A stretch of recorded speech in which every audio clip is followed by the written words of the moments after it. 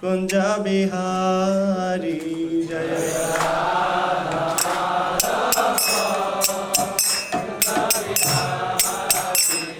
जय गोपीजन वल्लभ गिरिवरधारी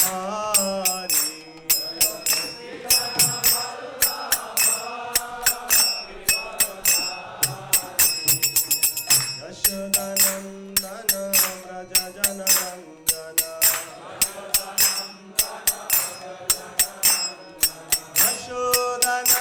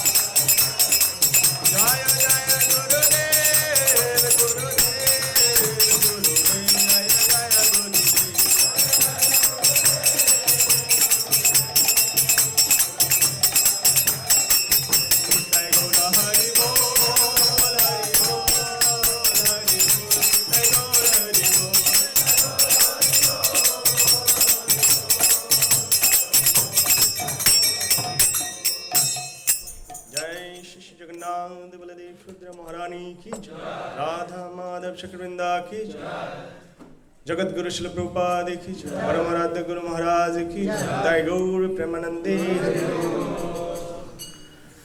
ओम अज्ञानतिमिरान्धस्य ज्ञानाञ्जनशलाकया चक्षुरुन्मीलितं येन तस्मै श्रीगुरुवे नमः।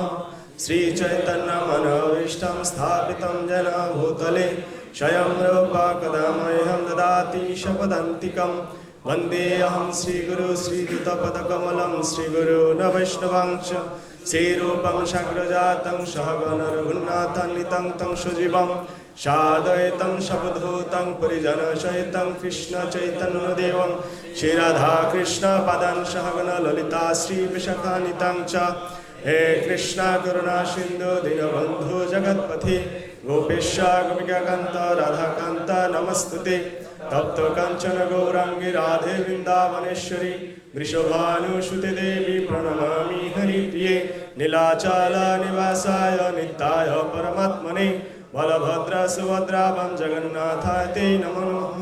वंशाकल्पतरुभ्यश्च कृपा सिन्धुभ्यैव च पतितानां पावनेभ्यो वैष्णवेभ्यो नमो नमः।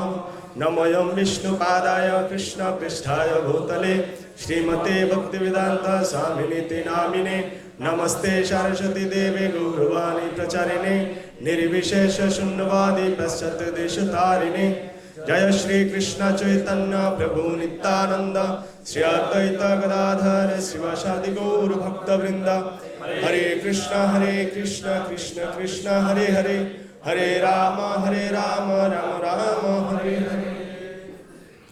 ओम नमो भगवते वासुदेवाय ओम नमो भगवते वासुदेवाय ओम नमो भगवते वासुदेवाय। नारायणं नमस्कृतं नरं चैव नरोत्तमं देवीं सरस्वतीं व्यासं ततो जयमुदीरये नष्टप्रायेषु भद्रेषु नित्यं भगवत सेवया भगवते उत्तमश्लोके भक्तिर्भवति नष्टतु मुखं करोति वाचालं पङ्गुलङ्घायते गिरिं यतिकृपातमहं वन्दे श्रीगुरुदीनतारिणं श्रीचैतन्येश्वरं परमानन्दमाधवम्।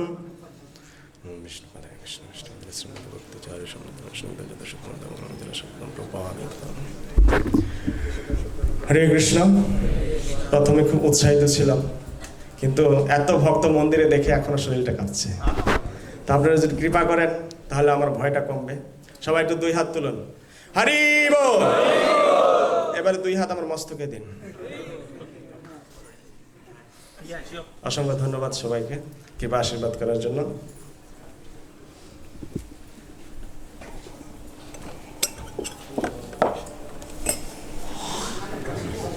এই একাদশী মাহাত্ম্যে ভূমিকাতে বর্ণনা করা আছে, কেউ যদি এই একাদশীর দিনে ভাগবত কথা শ্রবণ করেন তাহলে সে পৃথিবী দানের ফল লাভ করতে পারে।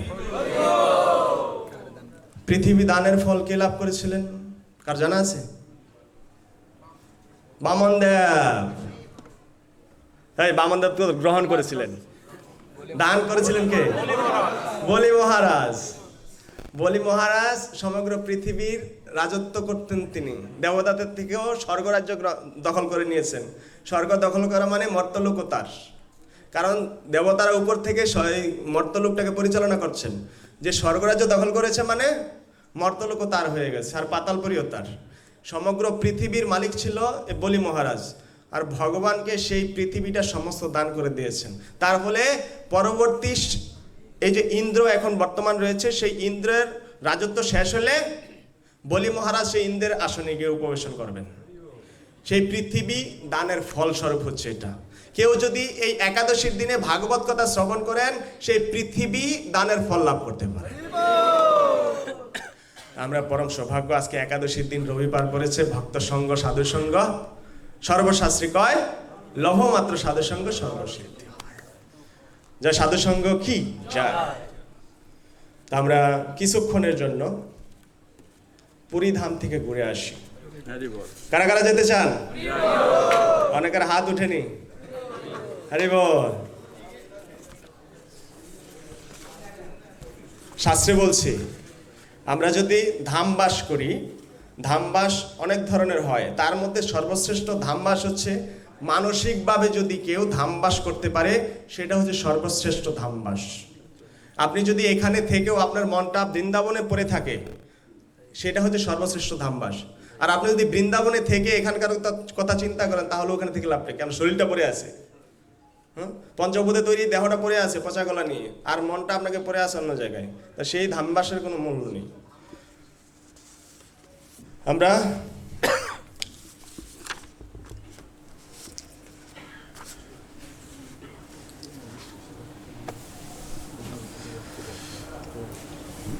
সত্য, ত্রেতা, দাপর, কলি, এই চারটা যুগে চারটা ধামের কথা বর্ণনা করা হয়েছে। সত্য যুগ হচ্ছে বদ্রীনাথ, ত্রেতা যুগে রামেশ্বরম, দাপরে দ্বারকা, আর কলিযুগে হচ্ছে জগন্নাথপুরী। এই জগন্নাথপুরী হচ্ছে সমস্ত তীর্থ ভ্রমণ করার পূর্ণ হয় হচ্ছে জগন্নাথপুরীতে, এই জন্য তার নাম হচ্ছে জগন্নাথপুরী। আর বৃন্দাবন হচ্ছে সমস্ত ধামের ঊর্ধ্বে, সেটা কোনো ধামের অন্তর্গত নয়, সেটা ধামের ঊর্ধ্বে বৃন্দাবন। আপনি 4 ধাম পরিক্রমা করলে যেই ফল লাভ করতে পারবেন, শুধু এক রাত্র যদি বৃন্দাবনে আপনার সময় অতিবাহিত করেন সেই ফল লাভ করতে পারবেন, শুধু এক রাত্র বৃন্দাবন থাকার ফলে। তো বৃন্দাবন যাওয়া এত সহজ নয়, যতদিন রাধারানী আপনাকে কৃপা না করবেন ততক্ষণ বৃন্দাবনে আপনাকে যাওয়া সম্ভব হবে না কোনোভাবেই। যতই চেষ্টা করবেন কোনোভাবে মিস হয়ে যাবে। যদি রাধারানী কৃপা করবে আপনি অটোমেটিক না চাইলেও যেতে বাধ্য হতে হবে।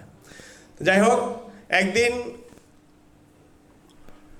নন্দ মহারাজ চিন্তা করলেন যে তীর্থরাজ প্রয়াগে যাও, সমস্ত তীর্থ রাজাকে প্রয়াগ, সেখানে 3 নদীর সঙ্গমস্থল, গঙ্গা, যমুনা, সরস্বতী।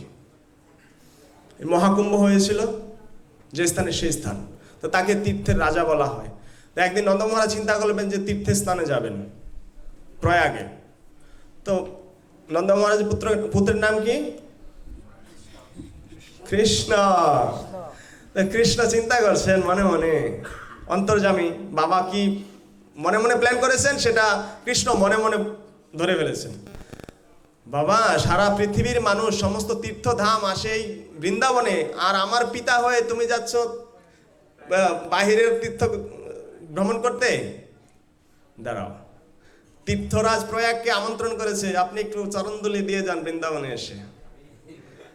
নন্দ মহারাজ দরজা খুলেছে সকালবেলা ঘুম থেকে উঠে দেখে যে একটা ঘোড়া, কালো একটা ঘোড়া, সে এদিক ওদিক ঘোরাফেরা করছে। ঘুরতে ঘুরতে তার কালো শরীর সম্পূর্ণ সাদা হয়ে গেছে। নন্দ মহারাজ তো বড় বড় চোখ করে তাকিয়ে বলছে, বা এটা কি হলো? এ তো কালো ঘোড়া ছিল, এ তো সাদা হয়ে গেল, এ তো সাধারণ কেউ না। তার সাথে কথা বলা শুরু করছে নন্দ, বলছে মহাত্মা আপনি কে, আর আপনার শরীরটা কালো থেকে সাদা হলো কি করে? বলছে আমি হচ্ছে তীর্থরাজ প্রয়াগ। সারা পৃথিবীর মানুষ আমার মধ্যে স্নান করে তার পাপগুলো আমাকে দিয়ে যায়, আর সেই কারণে আমার শরীরটা কালো হয়ে যায়। প্রতি বছরে বছরে একটা দিন আমি বেছে এই বৃন্দাবনে এসে আমার সমস্ত পাপ এখানে দিয়ে আমি মুক্ত হই। বলছে বাপরে বাপ, আমি গত রাত্রে চিন্তা করেছি আমি তীর্থরাজ প্রয়াগ গেছে, বা তীর্থরাজ প্রয়াগ গেছে এখানে পাপ দেওয়ার জন্য, হ্যাঁ, তার যাওয়া ক্যান্সেল হয়ে গেছে। সেই হচ্ছে বৃন্দাবন ধাম। তো বৃন্দাবন ধাম আমাদের তীর্থধামের ঊর্ধ্বে। একবার এই প্রয়াগকে যখন রাজা ঘোষিত করেছে, তখন এই প্রয়াগরাজ সমস্ত তীর্থকে আহ্বান করেছে, সবার জন্য একটা মিটিং এর আয়োজন করেছে, সবাই একত্রিত হন। যখন একত্রিত হয়েছে দেখে যে বৃন্দাবন ধাম নেই।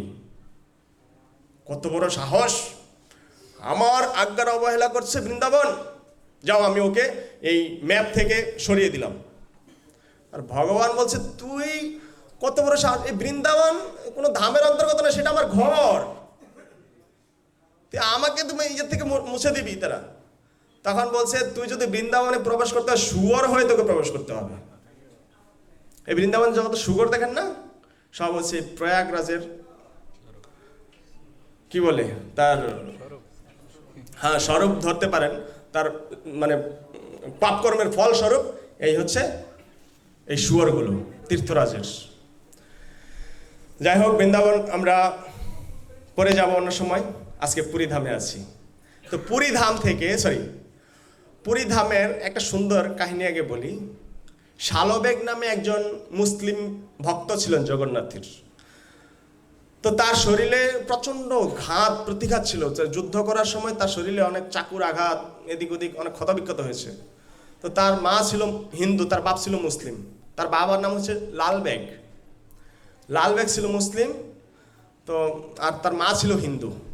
তো সে যখন অসুস্থ হয়, তার কোনোভাবেই তার রোগ শরীরে সারে না। তখন